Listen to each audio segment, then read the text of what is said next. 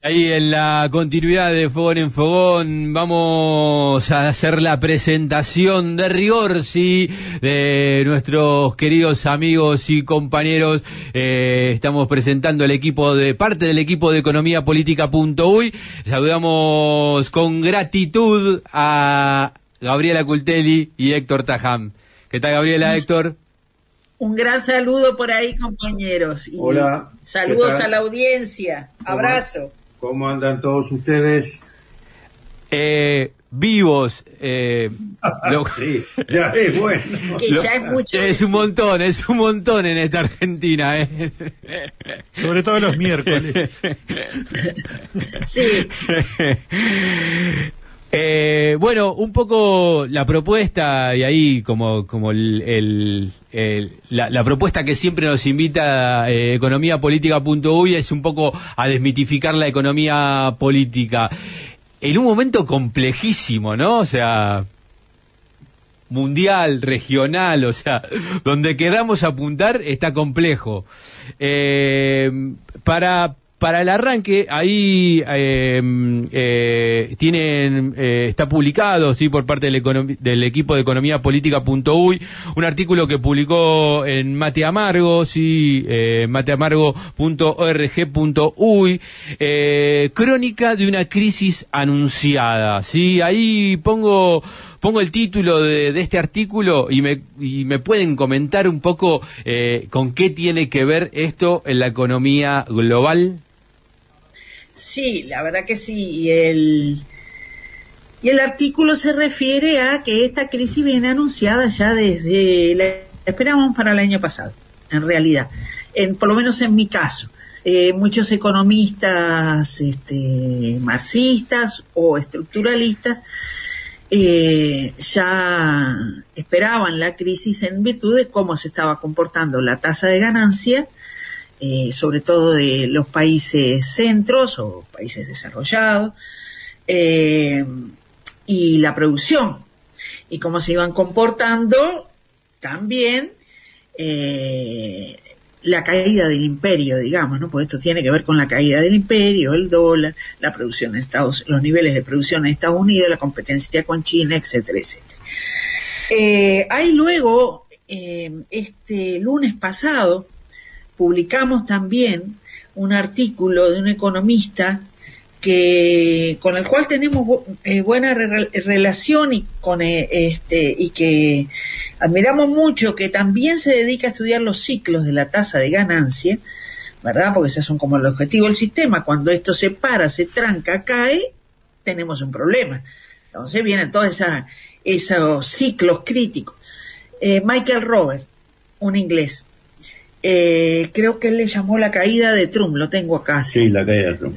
Que también, porque viene en la misma línea, por eso te lo quería mencionar, y sobre todo con esto que le llaman ahora, porque los neoliberales siempre tratan de poner como que todo venía perfecto y pasó algo, no sé, llovió o algo de eso, y entonces viene la crisis. No, y con eso te quitan los factores estructurales de la crisis del medio, ¿no?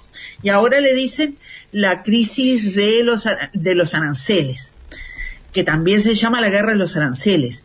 Y toda esta crisis mundial, esta inestabilidad, es porque a Trump se le ocurrió subir los aranceles. Es algo así el verso que anda por ahí. Uh-huh. Y resulta que yo creo, bueno, es feo decir yo creo, Michael Robert, por ejemplo, cree también, Héctor también, que se trata simplemente, y muchos economistas, como le digo, se trata nada más y nada menos no de la crisis de los aranceles, sino que los aranceles son respuesta a una crisis y tendrá ciertas manifestaciones que nosotros entendemos que ahondarán esta crisis a nivel de los países centros y con sus respectivas efectos en los países periferia.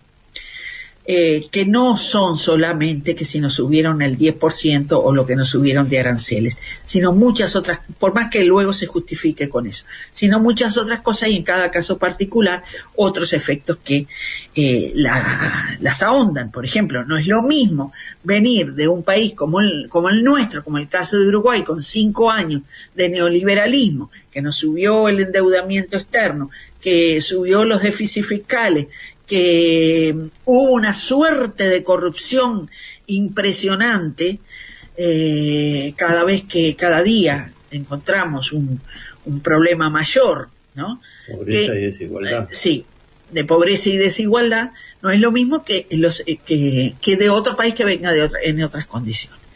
Bueno, súmese a estos desequilibrios mundiales típicos de las crisis. Por un lado, como decíamos, Trump intentando un salvataje al imperio como se hacía a principios del siglo XX o antes, ¿no? Cerramiento, subida de aranceles y por ahí pretende, pero lo que pasa es que no estamos a principios del siglo XX. Claro. Es un problema. La transnacionalización de las economías que se dio en los 70, 80 y 90 sobre todo, ya nos hacen que este es otro mundo.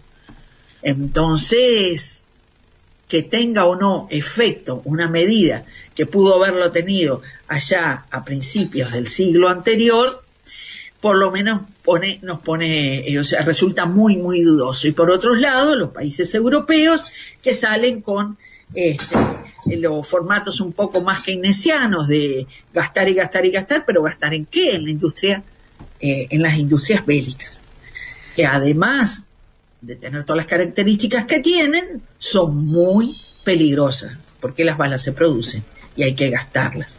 Y el gasto es en cuerpos humanos, no es cualquier mercado. Y ese es más o menos el entorno. Siempre esperábamos que fuera sumamente violento y agresivo la caída de un imperio, capaz que la esperábamos de otra manera, pero de hecho se está empezando a dar.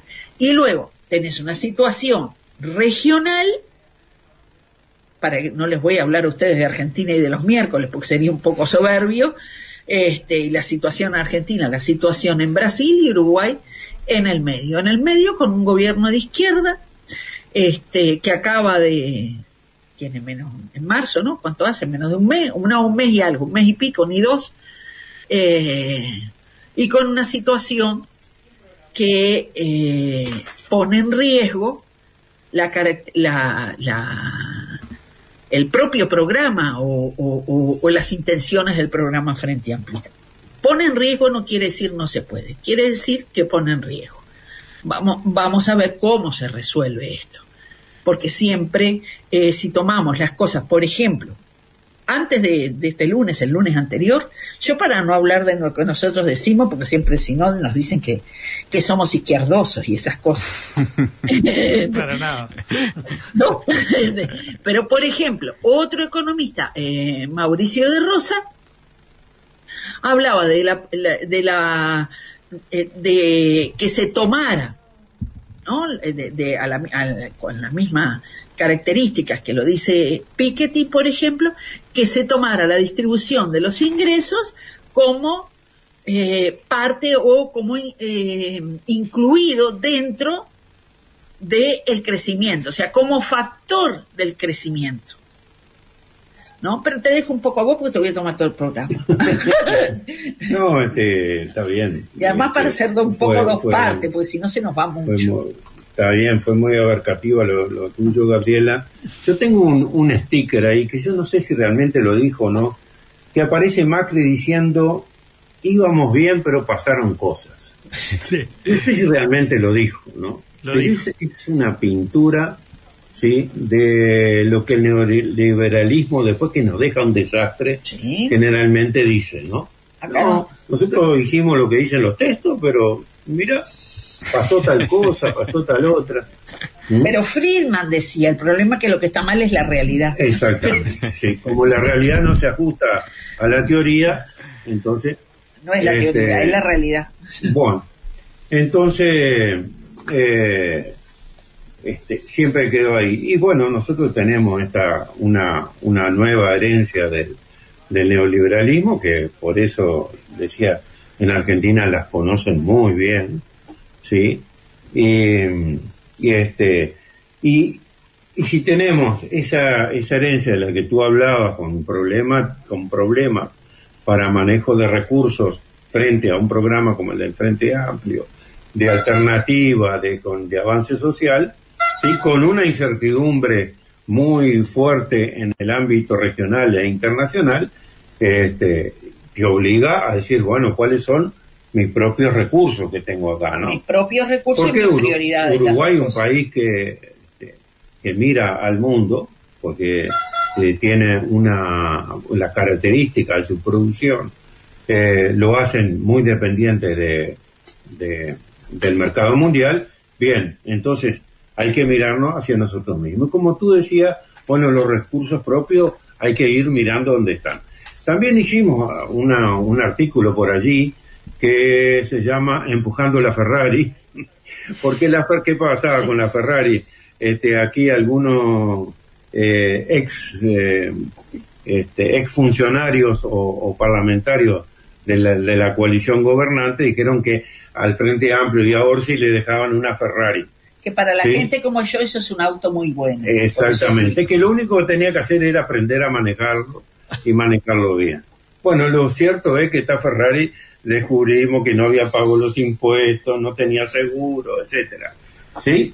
Y eso traducido a lo que tú decías, bueno, un déficit fiscal, problemas en las empresas públicas, que son un elemento fundamental de la dinámica económica en Uruguay, problemas en torno a mayor pobreza y desigualdad, y un endeudamiento muy, muy preocupante. Entonces, ¿hacia dónde nos vamos? Nos vamos, bueno, a ver esos recursos, dónde los podemos ir encontrando. Y tú ya habías avanzado en lo que Mauricio de Rosa habla muy bien, es decir, porque desde el gobierno se habla, bueno, apostemos al crecimiento y el crecimiento nos va a resolver, ¿sí? Pero apostar al crecimiento no es bajar la llave o prender la llave de la luz, ¿sí?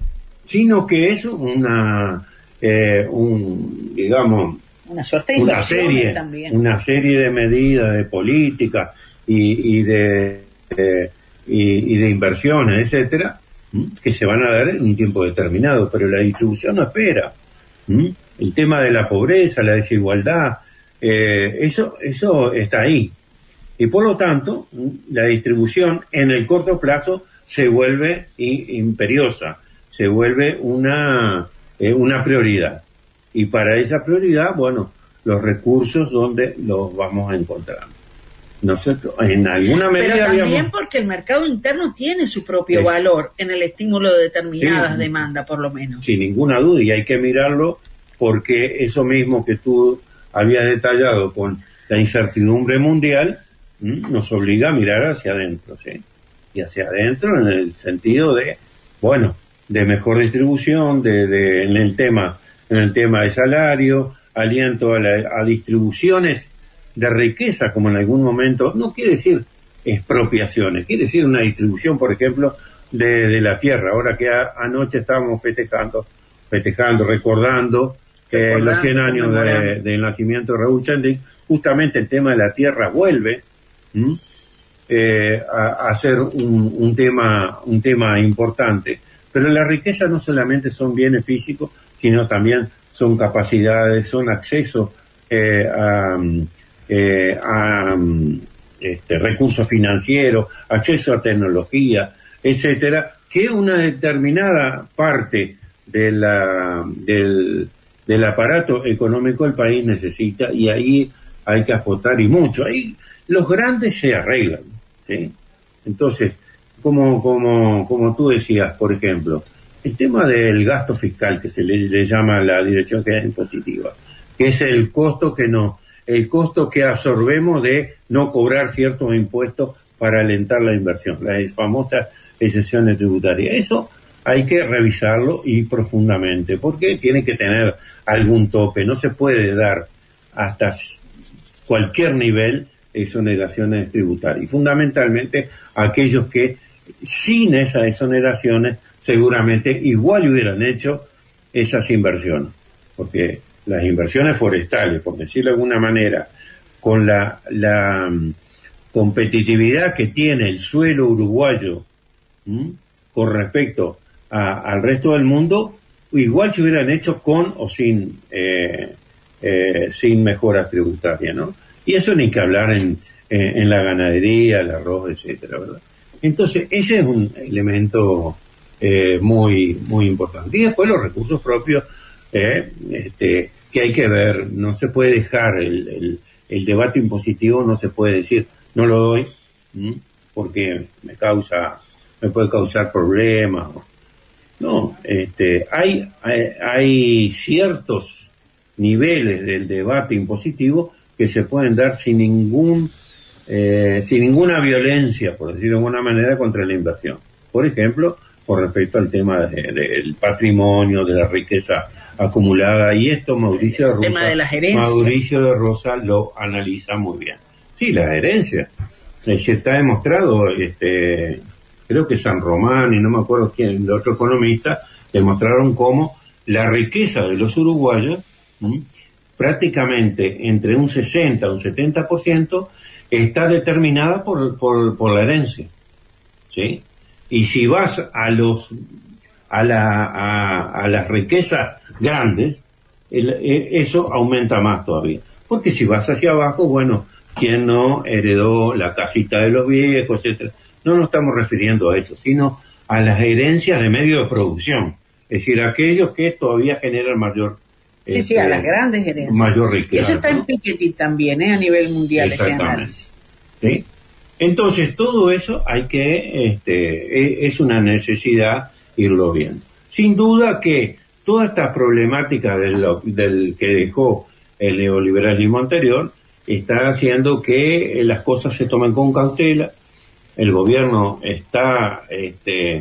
está haciendo grandes anuncios. Diego Orsis dijo, no soy un anunciador de anuncios, no sé, algo así.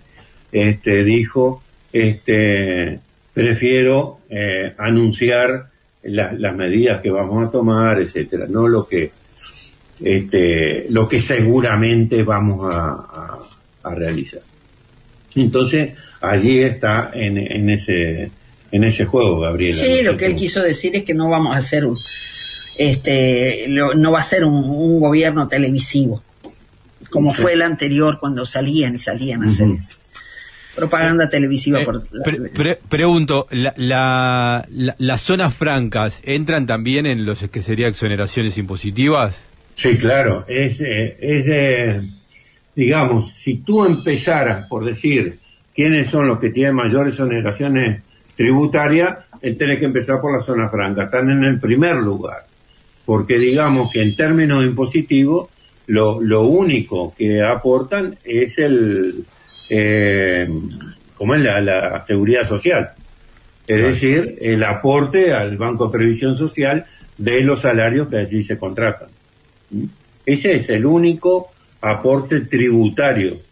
Después están exonerados de impuestos, de todos los impuestos a la renta, al patrimonio, etcétera. ¿Sí? Allí hay esa zona, es una zona franca también de impuestos, ¿no? Entonces, es cierto que allí se dan actividades importantes, pero que de pronto habría que revisar, sin duda. Y después hay todo un sistema de exoneraciones sobre inversiones que muchas veces no se no se analizan en la manera en que recién estábamos diciendo. Es decir, esa exoneración permite la inversión o la inversión realmente se hubiera hecho. Y después el seguimiento de la inversión, ¿sí? Porque últimamente hemos tenido varios casos de empresas que están cerrando abruptamente, no es que vienen diciendo de hace un año, cerrando de pronto, dejando trabajadores en la calle, que tuvieron exoneraciones en sus inversiones de forma muy importante y que todavía están en el periodo de exoneraciones de esa inversión. Claro. Entonces, ahí hay que tener un seguimiento, un control, etcétera, porque los recursos, bueno, en un plano y en un contexto como el que describía Gabriela, no se puede descuidar ni un solo peso, ¿verdad? Claro, ahora digo, lo que se quiera, ahora es lo que se puede. ahí está, digo, y un poco iba a eso, o sea, por el relato que ustedes vienen haciendo, la descripción que vienen haciendo sobre Uruguay y el mundo, digo, en algún momento se planteó, escuché la posibilidad de que, en este caso, Uruguay pudiera crecer y de manera que a partir del crecimiento se pueda distribuir de mejor manera. Ahora el desafío hoy es distribuir con lo que se tiene. Sí.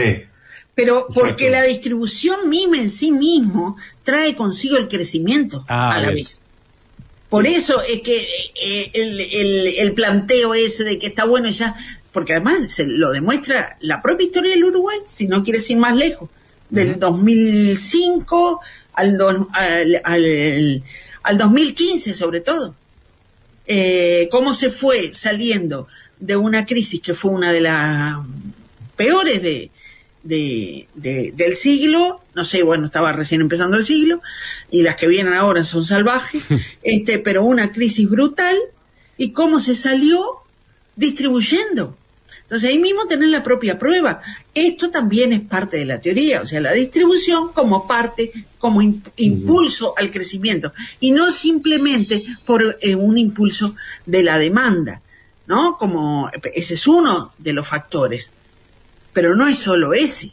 Sí, sucede que en los 5 años que nos precedieron, justamente esa conexión que tú señalas entre distribución y crecimiento, en el cual la distribución era un componente de crecimiento porque claro, alentaba y formaba parte de ese mercado interno, no fue el único factor, pero fue un factor claro, importante. pero en el quinquenio anterior hubo una desconexión. Ah, sí, total. Una desconexión muy importante porque aquí, ¿cuál fue lo que se priorizó?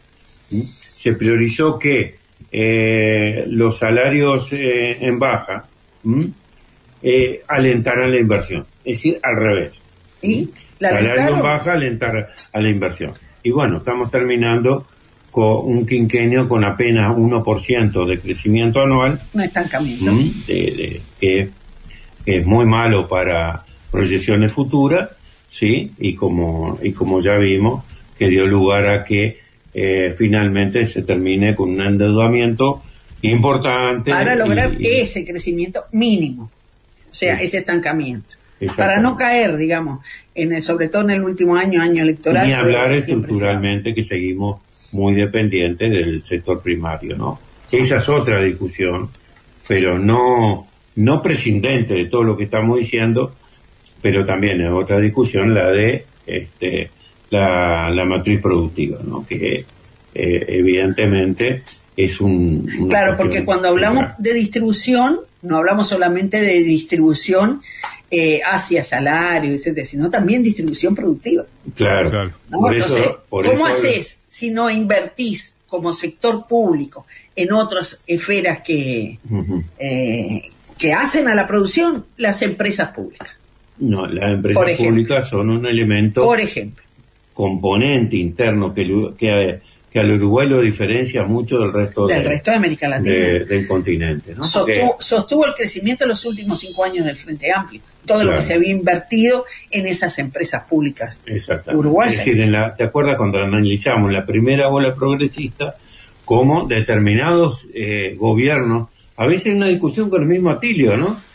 Atilio Borón, en el cual parecían más izquierda, aquellos que estaban expropiando a empresas públicas que el neoliberalismo había privatizado. Pero y es cierto que le daban una fuerza en ese sentido, pero en Uruguay no era necesario hacer eso, sino mejorarla, ¿sí? Y fue lo que se hizo, porque Y se crearon una pila de empresas subsidiarias público-privados que en la propiedad, que es lo que nos interesa a los economistas, no a los juristas, son mayoritariamente públicas, algunas en un 99%, otras en un 100%, otras en un 90%, como Alur, por ejemplo.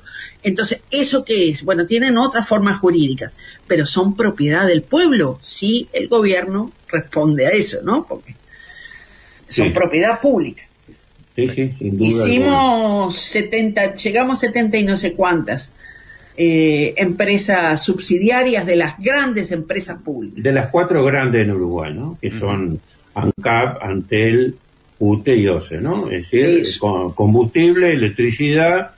Sí, esas son las subsidiarias de esa, pero agua y comunicación. Pero el Banco República, que también es una empresa pública y que si lo sumás, ahora está bajísimo el peso del República solo en el mercado financiero, porque está a 38, creo, ¿no? Llegó a estar a más de cerca de 50. Sí, pero si le sumás banco hipotecario, le sumás el banco de seguros, entonces tenés una banca pública que llega a casi el 50%.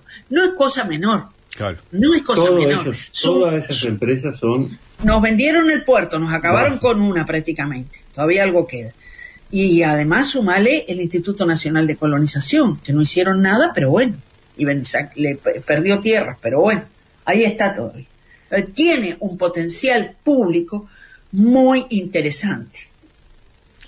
Clarísimo. Bueno, no nos queda nada, pero el cierre es de ustedes, así que la responsabilidad queda de ese lado, en el barrio Atahualpa. Bueno, está bien. No, el cierre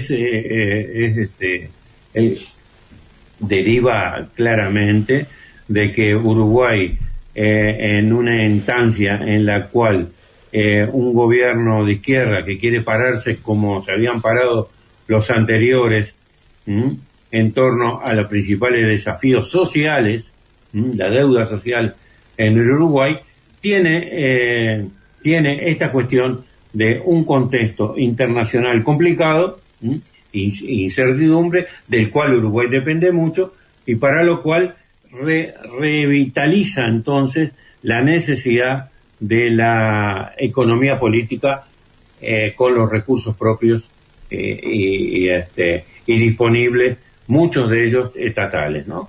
Entonces ahí está, porque no tiene otro camino para el crecimiento. Ahí está sino es la distribución. El desafío para arrancar lo antes posible, porque hay un compromiso social, digamos, con los problemas sociales de pobreza, distribución, y del que tanto se habló en la campaña electoral de la pobreza infantil. Gabriela Cultelli, Héctor Tajam, un gustazo como siempre. Bueno, un gusto estar con ustedes. La verdad que sí. Ahí está, pasó parte del equipo de Economía Política.uy aquí en De Fogón en Fogón, Héctor Tajam, Gabriela Cultelli, aquí por Radiográfica FM 89.3.